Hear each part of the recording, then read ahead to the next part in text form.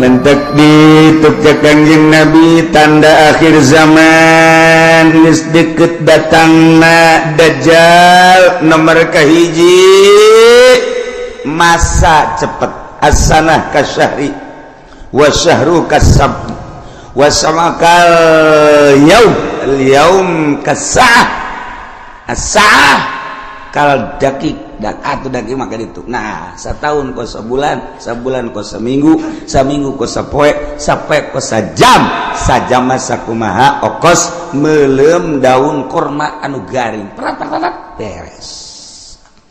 Perasaan urang di akhir zaman engke cak Kangjeng Nabi perasaan manusia di akhir zaman geus deukeut datang Imam Mahdi neta teh cepet jasa. Kuari geus hampir kabehan nyaritakeun cepet. Kahiji.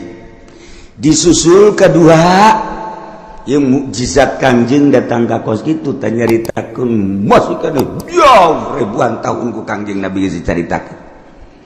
Di akhir zaman sabada terasa cepet ku kabehan zaman bakalna cuaca genjlong.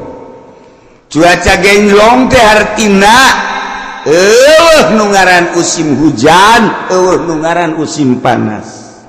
Usim hujan diisi ku panas, musim panas diisi ku usum hujan, sehingga sulit bagi petani untuk menerka musim hujan iraha. Sebab terjelas hujan, teu diperkirakan bulan eta hujan baik. Teu diperkirakan bulan eta bakal teu hujan, teu diperkirakan bakal hujan, henteu jadi genjlog waktu. Eta geus tereh deukeut Imam Mahdi datang. Nu paling deket engke setahun hujan teu eureun-eureun. Hujan beta mengacrek bae hujan ke eureun sajam 2 jam mendung deui hujan. Ke eureun sajam 2 jam 5 jam aya genep jam eureun teu hujan ke hujan deui ngacrek bae hujan. Ke aya 12 jam teh hujan berarti sapoe tapi mendung ke beuting na hujan atau peuting teu beurang hujan setahun kitu bae cuman eta hujan teh layung ditun nabat henteu ngajadikeun tatangkalan ongko hujan tapi gararing teu jaradi pepelakan nu melak naon bae ge biasana mun kahujanan nyembrung ieu mah malak garing teu jaradi. Nah lamun geus eta terjadi eta geus detik-detik terakhir bakal datang Imam Mahdi. Kuari mah kakarak datang ge ka hiji perasaan cepet zaman, nomor kadua waktu geus ada ngagenjlog kuari. Musim hujan, musim panas. Mata Kangjeng Nabi masyaallah ieu mukjizat Kangjeng Nabi. Kula wasok mutalaahan ieu mukjizat pohara geus karasa kuari. Tinggal ngecrek hujan. Engke aya suara di berbagai pelosok. Di kaler aya suara seperti suara ki trompet atawa suara ti kidul atawa ti kulon suara ti wetan atawa ti jerotan aya suara gesekan-gesekan atau suara ti luhur ieu ge sarua geus tereh datang. Nah ieu ngecrek hujan ti Kangjeng Nabi bakal ngecrok tapi teu jaradi tatangkala. Panas ongko usim hujan tapi panas. Kokos urang naik mobil mewah tapi kesangan. Slobapan gua. Naik mobil mah Fortuner, AC-na gede. Tapi di jero mobil kesangan sebabnya di udag-udag hutang mobil lagi ngeriditan hutang kawin mah aya 3 aya 4 nah ngan dibobodo kabeh ge ku duit na ngahutang di bank. Nah ieu ke di akhir zaman baru dah jeung ke baroga hutang kabeh masyaallah. Penelitian hadis Kangjeng Nabi akhir zaman geus rada loba di antarana engke jelema lalumpatan menuju neraka. Cak Kangjeng Nabi di akhir zaman mah kabeh jelema lalumpatan menuju neraka. Sahabat caricing bae. Maksudnya salah tante Kangjeng Nabi ngomong nyarita. Kangjeng Nabi balik deui ngomongna di akhir zaman mah jelema lumpat kabeh ka neraka percis kos kuya mun dibahasakeun urang mah. Kos kuya ngagejeburkeun diri ka cai. Kuya di luhur aya naon bae gerbek-gerbek dus kuya mah ka cai. Aya naon gerbek dus. Ta ieu masyarakat manusia di akhir zaman percis kos kuya nyalametkeun diri ka cai ieu ge lalumpatan ka neraka. Jadi ngegejebur-jeburkan maneh ka neraka di akhir zaman mah. Sahabat tetap masih culak cilik keneh wae. Masa sih cak hatena. Neraka kan seuneu. Mun jelema kudu ngagejeburkeun ka seuneu. Ima jelemana meureun teu normal di akhir zaman teh wae mah Kangjeng Nabi salah ye. Masih didengekeun bae ku sahabat. Asana meureun aya kekeliruan ieu Kangjeng. Kangjeng Nabi kan weruh sadurungeunna. Sahabat teh masih kene culak cileuk. Banget teu percaya cak Kangjeng Nabi di akhir zaman ke jelema lalumpatan menuju neraka. Percis kos kuya nyalametkeun diri ngagejeburkeun ka cai. Engke jelema masing-masing kabeh berduyun-duyun. Malah mah mun aya anu rada lambat kunyana disingkirkeun lambat amat sia ka neraka. Disingkirkeun kunyana anjeula. Jadi anu jelema-jelema anu ngahalangan di lambat sia ka neraka bae kudu lambat aing geula. Wih bari yang berani ayo aing geula geus aing jadi pamimpin neraka geus. Oh beranian biasa. Berarti kan geus 3 kali Kangjeng Nabi nyarita kos kitu tah. Berarti beneran nanya lah sahabat wani. 5 ya Rasulullah. Kunaon bisa kos kitu ya Rasulullah bisa jelema berduyun-duyun ka neraka. Sebab jelema kabeh memberanikan diri hayang jadi pemimpin, mendaftarkan diri hayang jadi kepala desa, mendaftarkan diri hayang jadi bupati, mendaftarkan diri hayang jadi gubernur, mendaftarkan diri hayang jadi presiden, hayang jadi menteri, eta ngaranna menuju neraka jahanam. Ya Allah, ya Rabbi, urang lamun ngomong kos gitu pan bupati dah kiai bibisaan. Tok sama kos kitu mah. Ya aing mah keur ngaji, sia dek ngadengekeun atuh teu kajeut. Ya aing mah ngaji ge ieu bangsa jeung jelema nu kos ka dieu be nu laletik aing. Muga dia mah teu kudu ngaji geus, sia jeung Kiai Golkar bae ka ditu. Aing mah keur nyaritakeun akhir zaman. Mun teu percaya datang bae dibere kitabna baca ku sia. Iya, itu bisa cenah macana. Emang sia mah ciri neraka teu bisa maca kitab. Ya anu ahli surga mah bari sama maca kitab. Waduh, cak meri maju makanya aing henteu. Henteu ge pandai ngadengekeun. Pamimpin mana kuari nu daek ngadengekeun ngaji nu bener? Deuleu sa Indonesia. Ayo teangan camat nu daek ngaji nu bener. Sugan aya di Pandeglang mah, sugan aya di Serang mah. Coba sugan aya bupati nu daekeun ngaji nu bener. Nu bener ieu mah maksudna ngajina nu bebeneran Al-Qur'an jeung hadis beneran. Ya, ceuli aing sumpungkeun.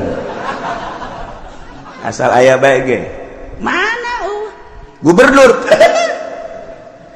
Ieu mah ngaji bae heula ulah ngalaksanakeun ngaji nu bener mana? Mana? Eueuh, mantak aing ngomong kos kitu teh, bibisaanan teh mah kiai sakeun teh. Ya tuh kajen aing bibisaan aing. Terus itu percaya sia. Itu babagi bae ge di akhirat. Dah, surga malah nu ki uci anu pangeran. Aing mah wau jeung pangeran goblok.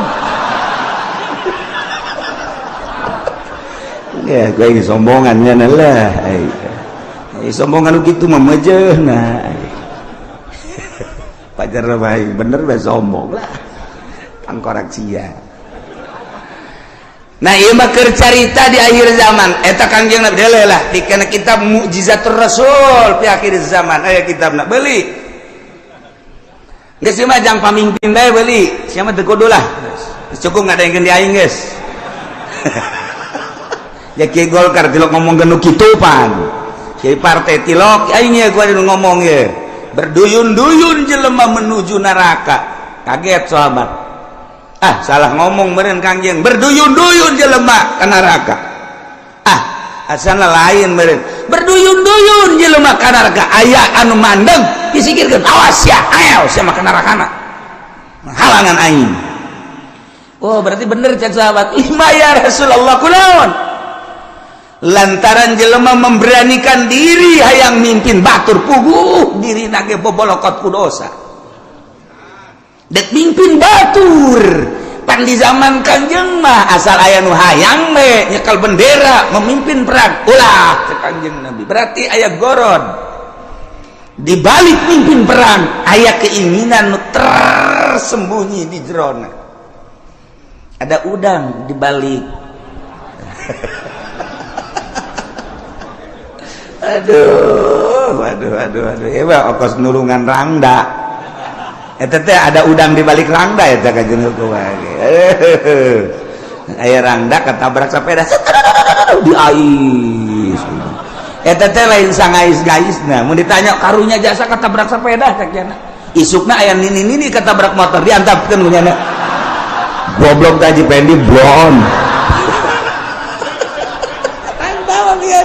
korek ada udang di balik eta aduh Masya Allah nah iya ge jekel bendera ketika hayang teh cek Kanjeng Nabi aya gorod ketika embung karak ya Masya Allah mulus berarti.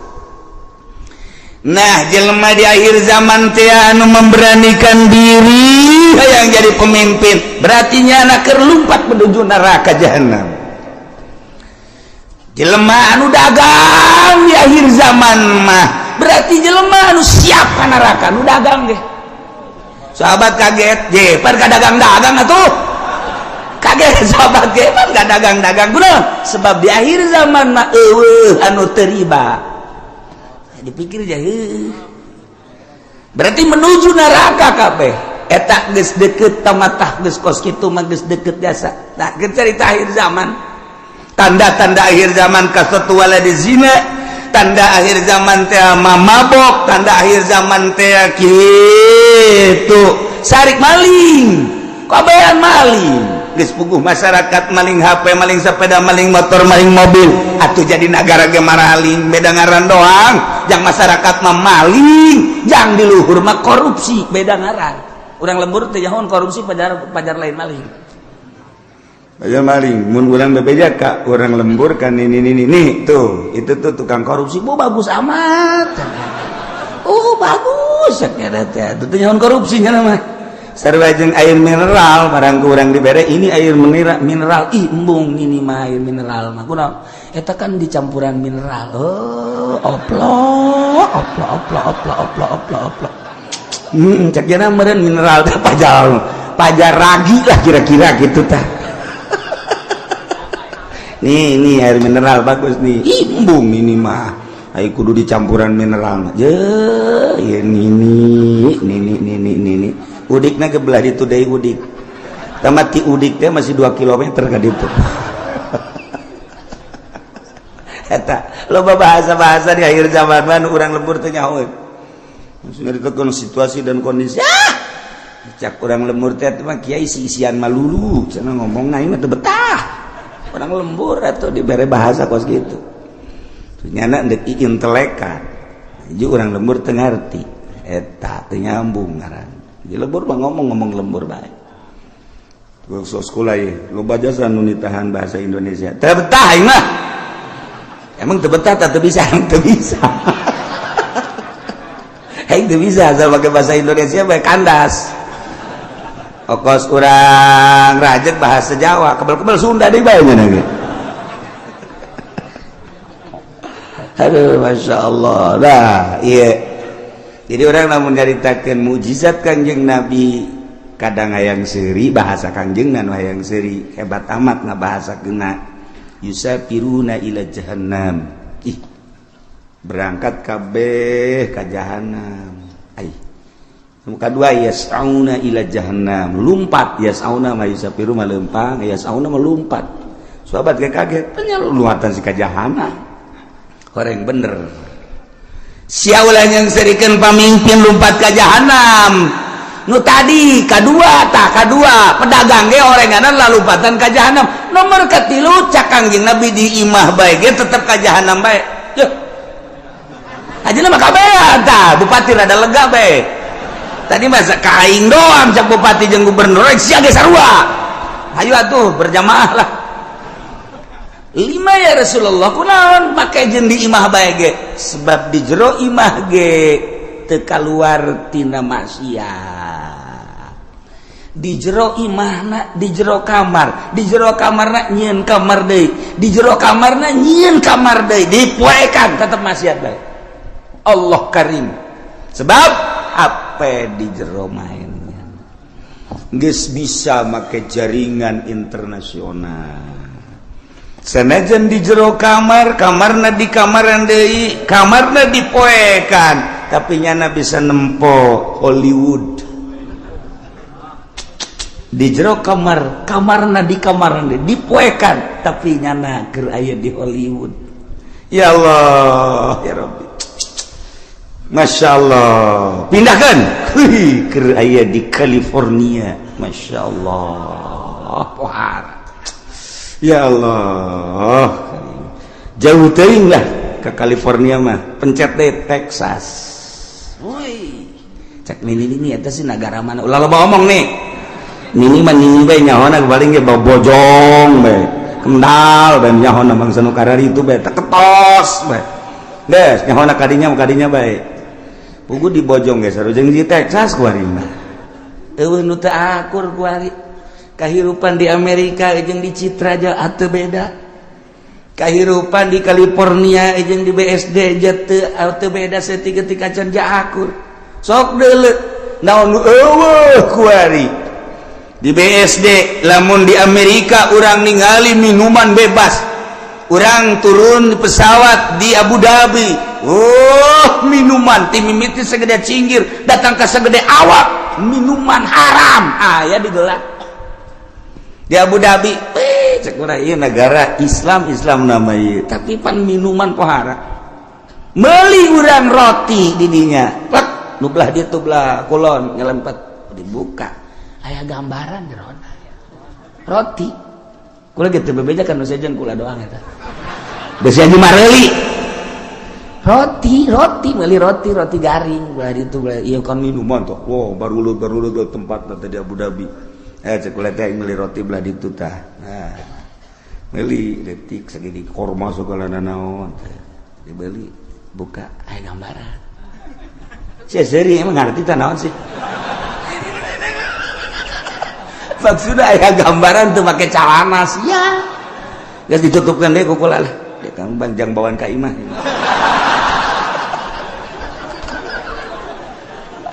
Masya Allah Karim beres haji caritana ieu kan aya ngarokok kan teu meunang ngarokok bebas ayalah tempat-tempatna di bandara teh di ditu hiji di hiji dia ya karena ada sepi di dia ya ulah asup ka dinya keur asup mah kula sorangan meunang meureun samenit brus urang baru le datang marak calana make sakieu ya aing betah ya cek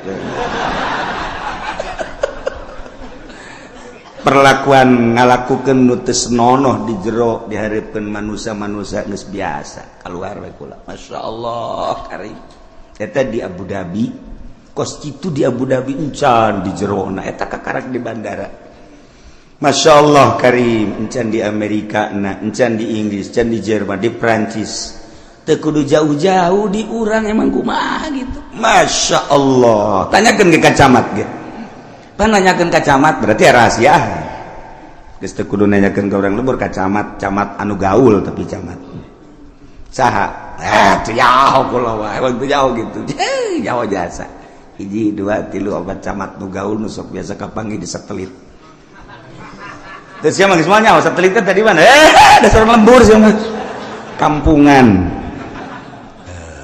kos gitulah Indonesia eta ge Tangerang mantak berduyun-duyun menuju neraka di akhir zaman geus eueuh anu telumpat ka neraka. Cerik kabeh sahabat ketika cerik tetapi aya keneh manusia di eta zaman anu tetep ngomongna teger bae nyana menjaga mata ceuli jeung sajabana tetep bae ka Allah eta teh cek Kangjeng Nabi saeutikna ge saeutik deui qalilan bahasa qalil teh saeutik agol min golil jadi itu bahasa Kangjeng Nabi agol min golil leuwih saeutik tinu saeutik jasa mun sakurangna saeutik jasa eta ge direntogan bae ku bangsana deui nyana negakeun ke hak negakeun adil jujur dina kakarak nyarita doang geus direntogan ku berbagai tokoh ku berbagai masyarakat ku berbagai tapi tetap aya bae cek Kangjeng Nabi datang ka engke Imam Mahdi turun datang ka Dajjal aya bae hiji mah setiap negara kabupaten dibere ku Allah hiji cuman geus hese nyalametkeunana sakadar nyarita ilah Kangjeng Nabi nyaritakeun mukjizat di akhir zaman geus kuari mah zaman geus karasa cepet waktu ngageser geus encan doang hujan ngecerep satahun angkep lamun kula nyaritakeun Mekah bakal dilebaran Madinah bakal diberat geus eukeur malah nah ieu tinggal hujan ngecerep satahun tapi teu jaradi naon teu jaradi jelema berduyun-duyun menuju neraka jahanam teu karasa Masya Allah tetap urang memantak ngaji urang hayang salamet mudah-mudahan urang kabehan disalametkeun ku Gusti Allah keluarga urang pemajikan anak incu urang disalametkeun pamimpin urang geja eta mah ku nafsuna ieu ketika nyana ngaragap nurani nama tetep nyana ge ceurik sarua bae hayang salamet mudah-mudahan dibere babalik pikir kemudian nyana bisa ningali ka arah anu salamet amin ya robbal wa tanakidul imamatu bisa sah jadi pamimpin jadi presiden bil bai'ati ku di bai'at wal asahu nurutkeun cekal asah bai'atu ahlil hilli wal iqdi saha minal ulama'i war ru'asa'i wa wujuhin nas alladzina yatayassaru ijtiba'uhum artina nu milihna teu kudu keseluruhan nagara nama bentukna khalifah tapi praktek memilih nama bai'at kulantaran bai'at teh aya bai'atu ahlil hilli wal iqdi berarti aya pemilihan demokrasi sebab ketika harita nu hendak dipilih diangsongkeun tilu tokoh lain bae Sidina Abu Bakar Siddiq aya tilu cuman nu dipilih Abu Bakar Siddiq berarti kan hampir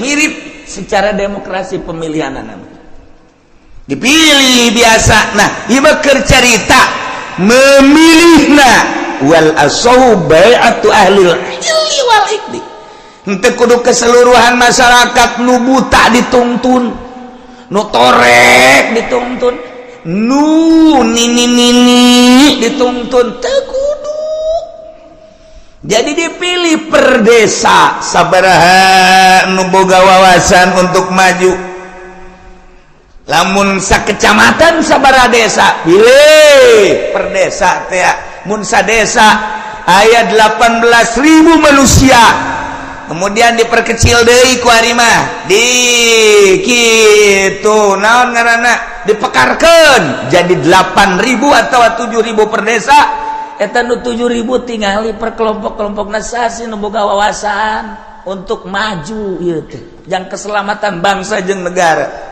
ahlil hilli wal iqdi geus ulama nu milihna ulah diberean duit di umrah-umrahkeun supaya manehanana milih segala dibere motor diberi mobil, aduh eta mah sogok menyogok ngaranna. Lamun aya kiai nu narima sogokan ti pemerintah, sogokan ti jelema-jelema nu endek calon, eta berarti kiai keur lumpat nerleng bae dek menuju neraka jahanam. Teu kudu ese dengan kiai kos kitu. Lamun aya jelema kiai dek milih pemimpin tapi jana menerima sogokan ti partai, ti ketua, ti kandidat, berarti eta kiai keur ninggalkeun masyarakat dak menuju neraka jahanam. Tinggal kukula ada ditanya, aya eueuh kiai nu kos kitu. Aya, lamun aya pang nyebutkeun saurang. Coba ulah isin-isin. Saurang we. Di Tangerang we teu kudu ka sarang-sarang. Tangerang aya we. Aya, urang Pasar Kemis aya we. Sia mah aya bae, kagak deketan ka Cilomok sia. Sia mah ka aing meureun, kajen kumaha ge. Dasarna sia mah ekstrim.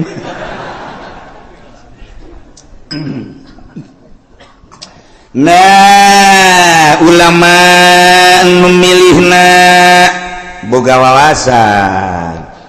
Di samping ulama ruasa, pemimpin-pemimpin, tokoh-tokoh, wa wujuhin nas, tua-ketua manusia anu gampang kumpulna dalam rangka menyatukan visi dan misi untuk memajukan bangsa jeung negara. Masya Allah, nu milihna nu kos kitu. Yes, kuari maka simpulanana bae wa syartuhum sifatus syuhud, syarat jelema nu endek mengangkat kepemimpinan, ulama, tokoh, termasuk kitu kepala-kepala kampung dan lain-lain sebagai berbagai lapisan masyarakat anu dianggap mempunyai wawasan. Syaratna sifatus syuhud, sifat saksi. Nu kira-kira nyana jadi saksi sah. Berarti kasifatan minal adalah wa gaya. Nu milihna kira-kira sah teh jadi saksi sah. Berarti ngabogaan sifat adalah eta. Jadi henteu sakabehna ieu mah kabeh kita milih. Nu embung dibere duit, anu embung ge dibere mobil, keuna ngengkeuy milih ka ditu dipaksa ngaranna eta kos kitu mal beres. Satungtung pemilihan umum model kos kitu nagara ulah diharapkeun kudu beres. Satungtung kiaina nu endek ngararapih ngabantuan jangan luruskeun nagara nyana ngabutuhkeun kana sogokan keneh ieu mal beres nagara. Nyana nu sok pidato, Rasul wal naon kana ka dituna. Finar cek nyana. Ya, Rasul wal murtasifin nar. Nyogok nyung narima sogok ka neraka. Ulu nyana tas dibere motor Mio. Nah, cekal huluna. Heuy. Ai sia ngomong goblok. Ieu ngomong. Teu bareres bari kiai. Okos jelema di kota, Allahu Akbar. Allahu Akbar. Bayana naon? Allahu Akbar. Pas azan, Allahu Akbar. Hes. Ai tiap tadi Allahu Akbar. Beratas itu. Allahu Akbar. Waya azan hes. Tekan teu beres eta. Geus balikan urang ngaji, kuari hudangkeun awak urang nu keur hees. Supaya gigisi tempo gerak ke alam barzah. Ulah neulean batur awak kurang bakal dibaringkeun di alam barzah. Teueuh nu dibawa kabeh ge sugih teu dibawa, gagah teu dibawa, kabeh ngan awak kurang we jeung boeh. Dibukakeun ieu na ditempelkeun pipi urang kana taneuh. Sakadar urang gagah, sakadar gagah keur hirup paeh mah geuninganan kos kitu. Sugih keur hirup paeh mah geuning kos kitu. Baring bae bentakeun mata hate urang aing teh bakal kos kitu. Kabeh nu daek milu rekan-rekan ngan sakada datang ka bibir kuburan. Pemajikan jeung anak datang ka bibir kuburan doang. Pemimpin urang kepala urang mun urang bawahan ngan datang ke bibir kuburan doang. Selesai. Ditutup kuburan urang sorangan di jero. Tanggung jawab urang bakal datang amal-amal urang bentakeun mata hate urang eta. Nah lamun geus bentak itu kan rada dijaheuh horengan eta ngaranna bentak udang ngaranna geus inget kanu bogana ka Allah subhanahu wa ta'ala. Nah iyalah di negara Islam cara memilih pemimpin di beat cara ngabeatna cekawal asob beatu ahlil hili wal ikdi ngabeatna ahlil hili wal ikdi yakni minal ulama war ru'asa wa wujuhin nas ulama-ulama jeung pemimpin-pemimpin jeung tokoh-tokoh masyarakat anu mudah berkumpulna untuk menyatukan visi dan misi dalam rangka melajukan bangsa jeung negara. Syaratna sifatus syuhud kudu sahnyana jadi saksi, berarti kesifatan ku sifat adalah ulah kabehan memilih jam milih nagenya nama teu boga wawasan jeung ngemajukeun umat bangsa jeung negara, teu boga pikiran kumaha ieu bakalna lamun dipimpin ku eta negara urang, perpolitikan, perekonomian, perbudayaan, leuwih agama. Lamun urang geus nyaritakeun agama kan mayoritas di Indonesia mah urang geus korban Jakarta geus dipimpin lain ku muslim tapi ku kafir. Teu beurang di jerona kan aya musliman eta geus bentuk kasalahan mangga bae ieu negarana demokrasi kan tetep bae urang teh hese ngayakeun muludan di Jakarta. Cobalah gubernur dipersilakan untuk nyambut ayo nyanang ke kumaha nyambutna wih, sebuah nirwana. Lain Kangjeng Nabi nyarikan nirwana, golok ya. Nyaritakeun rajaban panggil coba mal bisa. Jadi geus agama mah macet.